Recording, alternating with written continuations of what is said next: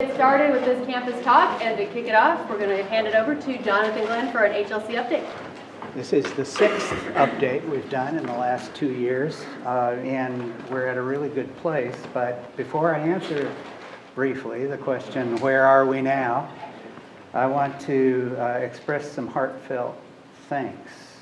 All the task force members, I think roughly 65 task force members, the members of the steering committee who chaired the task forces, Kim Hoffman, Deputy Chair and Evidence Impresario, Cheryl Lyons, Federal Compliance Guru. Is Amber Hall here?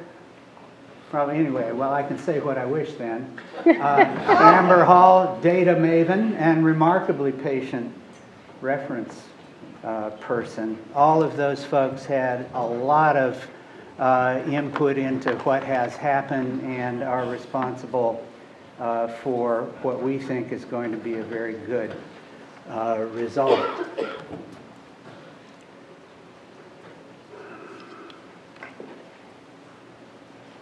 When in doubt, use the keyboard, right?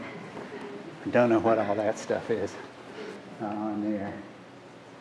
So we've created 3 major document collections, and the first of those is the assurance argument itself. And the assurance argument is the part of what we've put together that is the focus of evaluation. It addresses 5 criteria.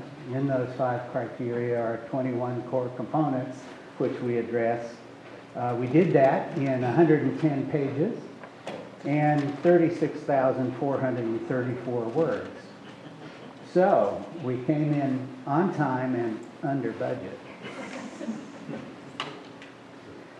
Then there's the evidence file, which is the underlying documentation for the things that we say in the assurance argument. That's all linked into the assurance argument.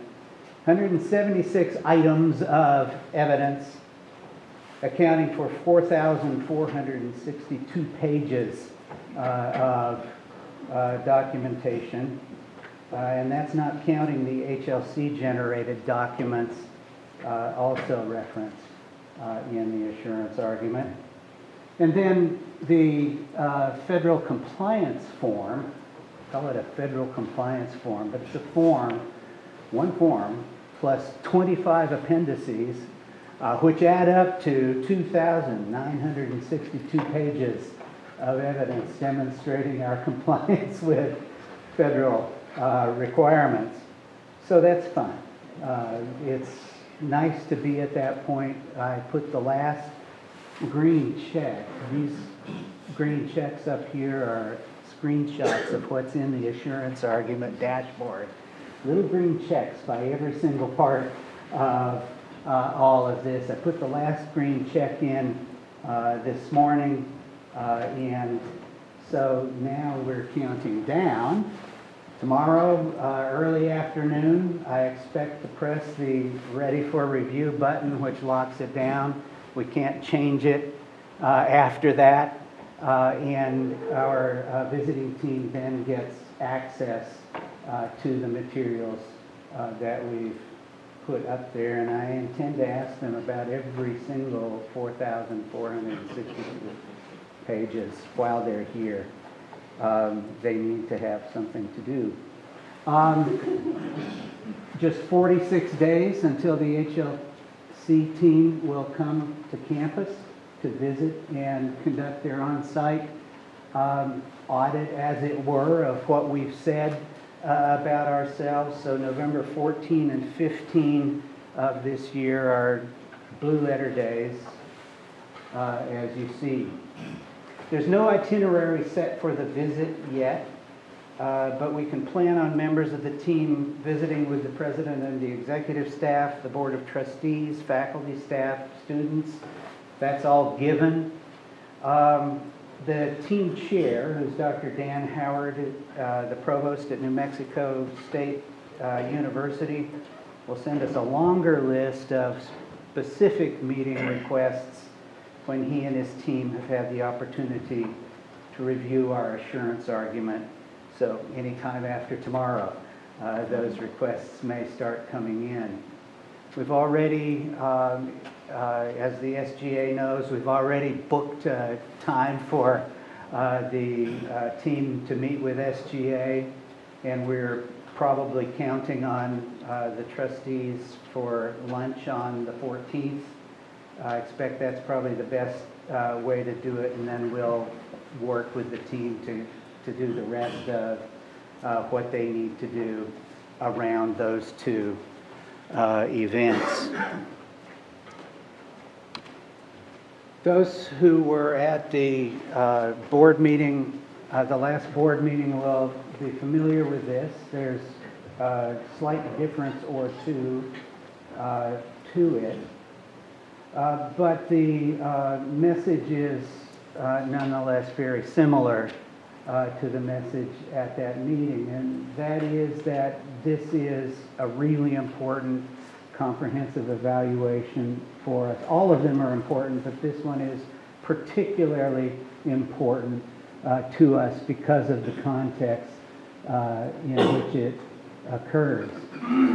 As you'll see, if you can see that faint little 1931 down there at the bottom, we've been continuously accredited by the Higher Learning Commission, or the organization that preceded it, since 1931, and a list of sort of the historical interactions between the accreditor and UCA is pretty interesting to look at in terms of the kinds of things that accreditors have become interested in over time. But our specific context began sometime before 2010 and resulted in a difficult self-study to write and interesting evaluation to respond to. And at the time of the comprehensive visit in 2010, we were in fact reaffirmed as accredited, so that's good. On the other hand, we were asked, or we were put on a status called monitoring related to planning, and we continued a status called monitoring for our finances at that time. And what that required us to do was to address the concerns that were expressed by the HLC at that time, and to prepare a report first that went in to the commission in 2012. So we sent in a monitoring report on planning in May of that year, and it was accepted by HLC staff. And we sent in a report on finances in December, as it was scheduled that year, and it also was accepted. Then in 2013, we had, and most of you will remember this, a focused visit from the Higher Learning Commission to see how we were doing on the stuff that we reported on. Were we, in fact, doing what needed to be done? It was a great visit. Those of you that remember that it was a very positive and very good visit. The team recommended that our progress be acknowledged and stamped, as it were, and the Institutional Actions Committee, IAC, confirmed that progress. At the same time, so we were doing some normal business. At the same time, we were being monitored. Associated with that focus visit was a visit related to a substantive institutional change. And that was, in the case of 2013, the institution of a Doctor of Nursing practice program, and that was approved at that time. Time passes. In 2014, we started working on this one, and worked on it through 2015. Again, interestingly, in terms of timing, we have another substantive institutional change request that we have made, only this time is approved before the visit, which is even more fun. For us, this is the Doctor of Occupational Therapy program that will start its first class next fall. Comprehensive visit, which is happening in November. Of course, we don't know the outcome of that yet, but I think that we do have a measured and sense of confidence about what's happening. What we've done so far, the feedback we've had as we've gone along, our own sense of sort of how secure and sustainable the changes have been, gives us that confidence. So it seems to me, just in closing, that this one is so important because this visit will ask the question, have we sustained the changes that we've made so far, and are we going to be able to do that? So sustainability is, I think, the bottom line. Do we know and understand our mission and core values? Do we live those values and that mission when we set our goals and make our decisions? When the team asks that question and answers it, if the answer is yes, benefits will include a more manageable relationship with our accreditor and some choice of pathways, the way we do our accreditation in the future. That's what I have specifically. If there are any questions, I'd be happy to respond. Otherwise, keep an eye on the channel in MyUCA, because it's called a task now. Keep an eye on the task in MyUCA, and we'll be putting the final version of the assurance argument out there next week, early next week. All right. Thank you. Hello, I'm Kay McKenzie. I think most of you know me. I'm the president of the Faculty Senate. A couple of updates for us. First, I want to go over some finances. Last year, we had two major projects that we funded, and one was the installation of some picnic tables. Those are about to be installed, so in about 3 weeks, those should be in. The second thing we funded was some stand-up desks. They adjust for those people who have documented disabilities. They were the first cut. We got all those people out, and then we opened it up for anyone else until funds ran out. Within 1 hour of that announcement, funds ran out. And we have a huge number of people who still want them, but okay, money's gone. So there's still a need for that. So that's what we funded last year and the progress on that. This year, we have already funded a request for IT equipment for the Minton Community College veterans area. So that's well underway. We still have more money, so I'm sure proposals will come in and our budget will get exhausted again. So that's where we are on funding. The two ongoing concerns that we are working primarily with the Senate, one has to do with the movement towards the Active Directory and how that's going to impact us and what we have to do so that we can still do our jobs under the new environment. And the other issue that we're working predominantly is improving our communications with international engagement. So that's where we're at in Faculty Senate. Subject to any concerns on what we're doing, that's my update. Great, I'm followed by the Staff Senate.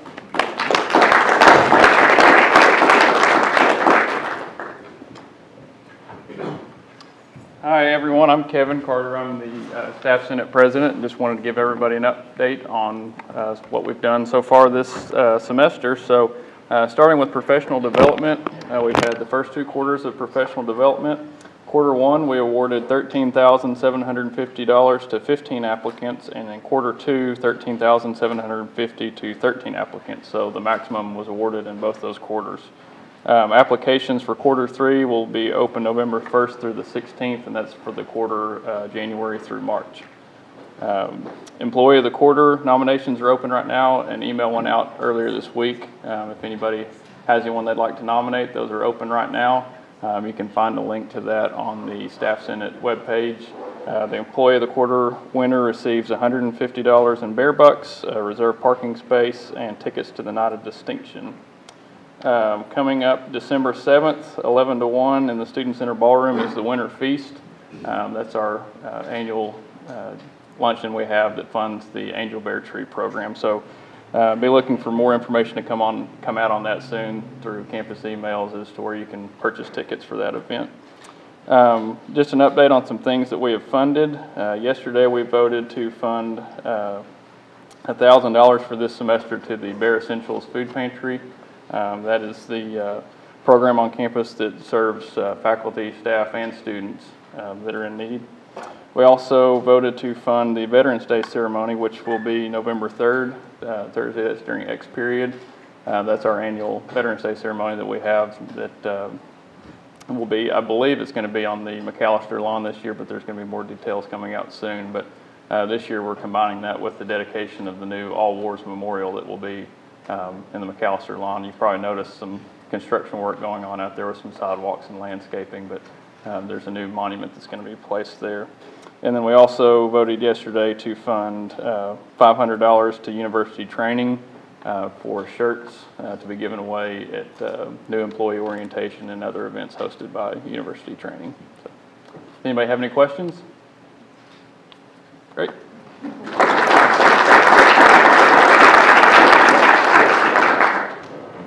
How you doing? Good. Welcome back. Just a few things real quickly. Number one, there was a question submitted on LGBT matters, and it was a long email, and it came to Christine in the format whatever that we do here, and it expressed some concerns about whether we were doing enough, as I read it, for LGBT students and through the Office of Diversity, but anywhere else on the campus, not just there.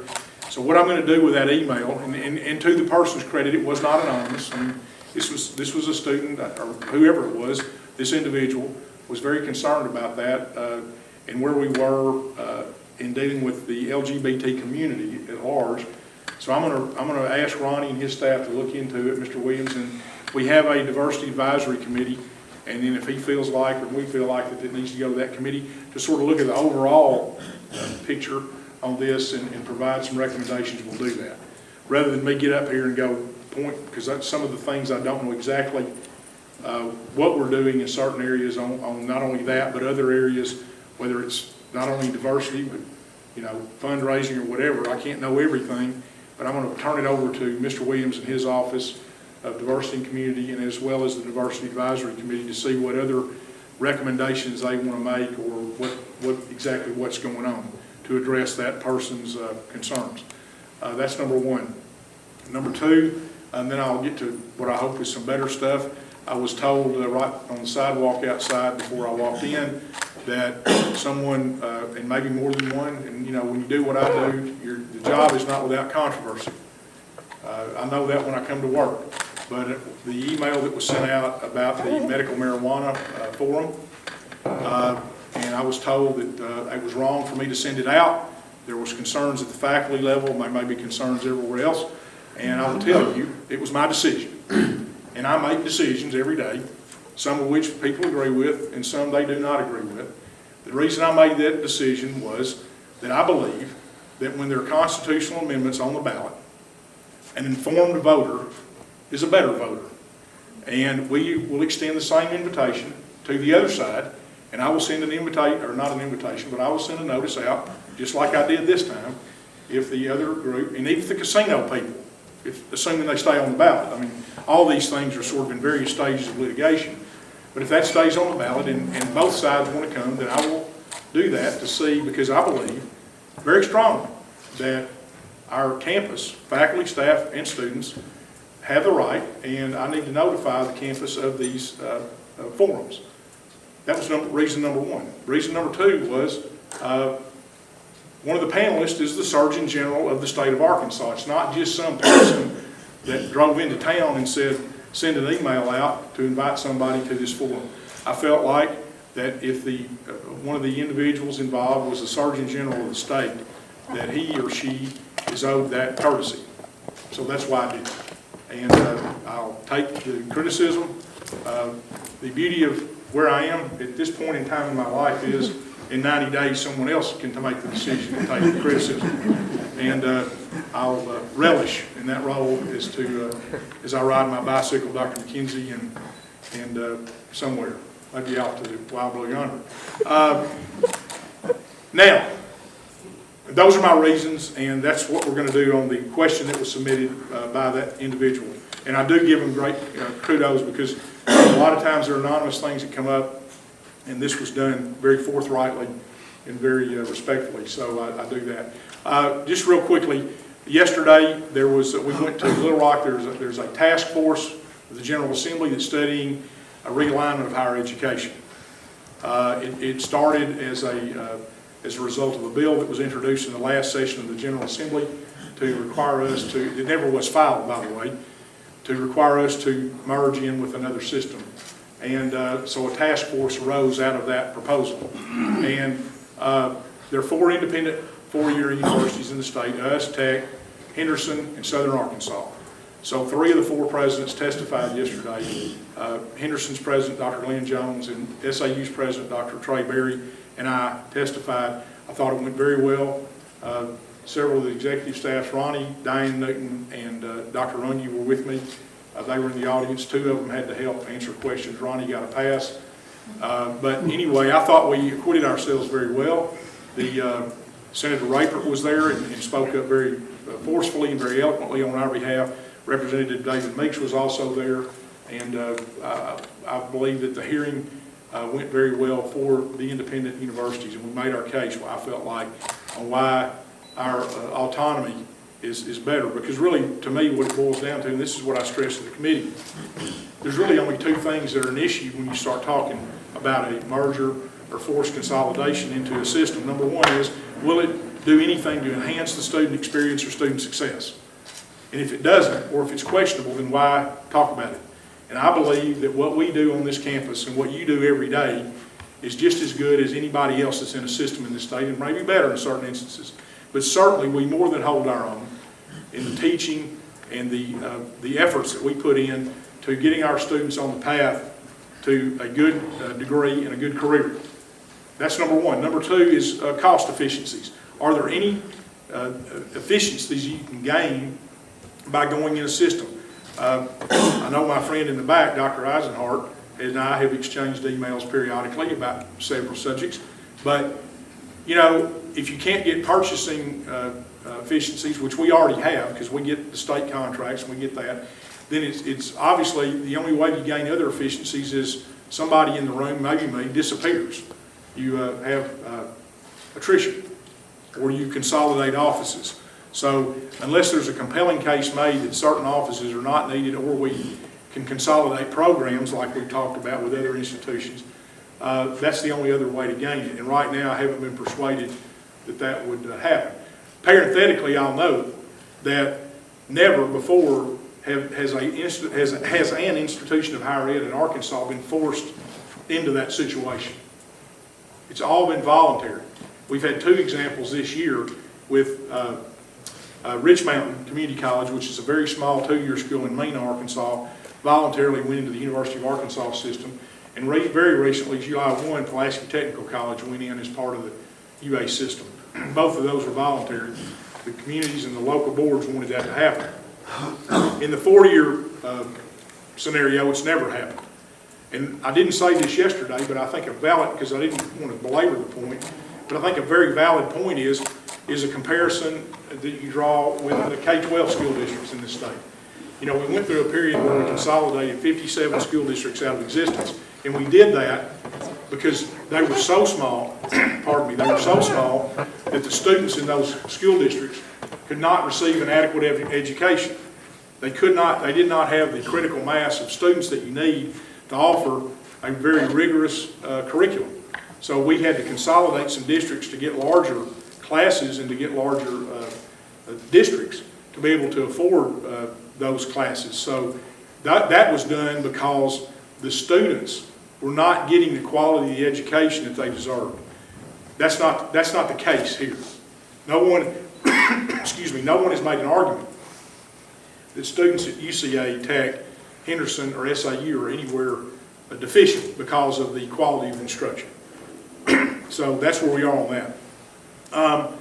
Real briefly, Donaghy Hall grand opening is October 22nd. That's homecoming weekend. 2 o'clock, we're going to open that. We'll unveil assuming my friend Dr. Brian Massey gets the bear finished and they get it mounted on the building, we'll unveil it that day. The business is Blue Sail Coffee. It's under construction on the first floor. We certainly hope in a matter of 2 or 3 weeks it will be open. Marble Slab Ice Cream and American Cooking Company, they're making pretty good progress on that space, and that ought to be open soon. They've begun work on Uncle T's. They started that this week. So I don't know what the build-out time is on that. Mosaic Grill, they've started. That's going to be slower on the restaurant end. And then next Friday, we'll have another announcement about the final business going in there. I can't tell you the name of the company, but all I will say is it is a bicycle company. A company that sells bicycles, repairs bicycles, and does that kind of thing. So if you're into bicycling, I think it'll be a great addition to the campus and the community. Right after that, we're going to open and dedicate the Conway Corporation Center for Sciences that day. So that afternoon will be full of a lot of events. You'll get to tour the building that day. I haven't been in there in over a month. Dr. Runge tells me that it's progressing nicely. The planetarium, the last time I did go in there, the planetarium is finished and it is phenomenal. I'd really like to see something over there before it opens if we can get a sneak preview. But it's supposedly, I mean, it really looked great. So we got the HLC coming. Dr. Lynn briefed us on that. I don't know what else. Anybody down here? Shoot at me. Anything else? Okay, I'll throw it open for questions. Any questions? There's got to be one, but I'll sit down if there isn't. I think the semester is going well. Obviously, our enrollment dropped a little bit, which wasn't unexpected. So I think all in all, we're in good shape. We are certainly, it's like I've told Kelly and everybody on the executive staff, the next 5 to 6 weeks are going to be quick. There's going to be a lot of things happening. So stay involved, stay tuned, and stay committed to this institution, because as we move ahead, the new leader, whoever he or she is, deserves our support, deserves and just like you've done, most of you in this room have been through 3 administrations since 2007, 8. Every day that you've shown up for work, and I'll close with this, but every single day that you've shown up for work since 2008, regardless of who the president was. I've got something in my throat. I just gave a speech to the Rotary Club in Conway and I'm about out of gas. But every single day that each one of you showed up for work since September of 2008, regardless of who the president of this institution was, you have given it your all. You have tried and you have done your best, and you have done the best you can do for the students that go here, for the families that entrust their students' lives to this institution to better themselves, and to the overall best interest of this institution. And that's what you do. And the next person that gets the keys to that office is going to know that. They're going to know when they walk in that they have a very dedicated workforce, regardless of what your task is each morning, to these students. And that's all they can ask for. So there are going to be some changes. I know it's sometimes a little stressful. It's a little stressful on me. Because my wife has to see me every day now, pretty soon. Stressful on her. She didn't know what I'm going to do. But keep up your hard work. Keep up your character and your integrity. And we have got a great institution here. Great. Everybody knows it. I'm sure that's why maybe both systems in the back of their mind would think, man, I'd love to have UCA as part of us. They're not ramrodding that effort. They're not going to. But we are a very attractive campus, and I think I know that whoever selected to lead this campus as the 11th president is going to be an excellent individual, somebody that we can be proud of. I'll close with this, I swear. I want to call out and thank, in public, Larry Lawrence and every single person that works on the physical plant of this institution. I know, we all know this, sometimes we sort of take it for granted, but over the last 3 weeks, I have been pulled aside at various places in this state by other people that work at other universities and people that really aren't employed by a university or whatever. And to a person, when they pull me aside, one of the first things they say is, I have never seen a campus look that good. It's primarily a tribute to Larry and his staff for what they do every day, but it also can be a tribute to us to make it, because we work here and we're proud of it, but also if you walk around and you see a piece of trash, pick it up. Because together we can do that. But Larry, thank you. Thank you.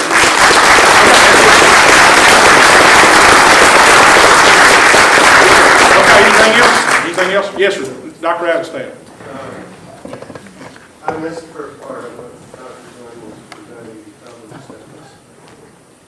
One thing that team is looking for is that everybody in this room and all of your colleagues knows our mission. And we say it's important. But I want to know that you all, if you read the 2010 report, we discovered that the food visiting then discovered that a lot of people didn't know our mission. And just think about that acronym. I hope it's on signs everywhere when the team gets here. But more than that, I hope that everybody in this, whether you're in a meeting with the staff or with the faculty or the students, tell your friends and neighbors to be sure you know what AVID means. And if you're asked to explain how we live it, you're in a position to do that too. Okay. Thanks. I want to thank, before we close, Dr. McKenzie and Kevin and Kelsey Broderick. As I finish up my tenure in this office, there couldn't be 3 better people to work with on a weekly basis about matters that affect this university. We've been very lucky and fortunate over the years to have leadership in those senates and SGA, and we've certainly continued that credibility and that integrity in those 3 individuals. So we've been very fortunate. I know Chad, several of you did your turn in the barrel, and it's not fun some days. So, but you've done a great job, and I look forward to the remaining months I have working with them. So, I guess Kelsey had a class, Stephen, huh? I think so. Did she? Let me tell you something. She snaps the whip, and everybody goes to work. I mean, she's a go-getter, and she's really something. So, so does Dr. McKenzie and Kevin. Anyway, thanks for coming in. Do we have any other questions, Christina, that came in? We didn't give away my other tie today. I don't know why. 2:45 if you're available. 2:45. I'm going to play Let's Make a Deal today. I'm going to let the student take the tie that's there. He can have the one that's around my neck. So we're going to play Let's Make a Deal. All right, anything else? All right, thank y'all. Thank you.